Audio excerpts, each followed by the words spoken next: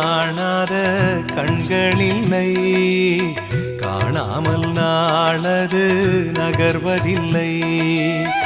கண்ணன் என்றாலும் கள்வன் என்றாலும் கருணை புரிவான் ஸ்ரீ கிருஷ்ண பகவான்.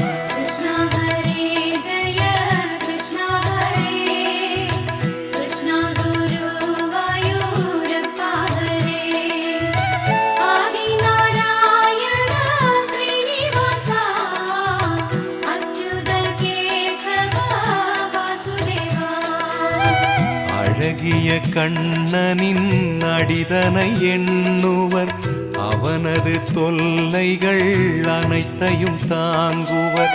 வெண்ணையை திருடிய கண்ணனின் லீலையை கண்டு ரசிப்பதே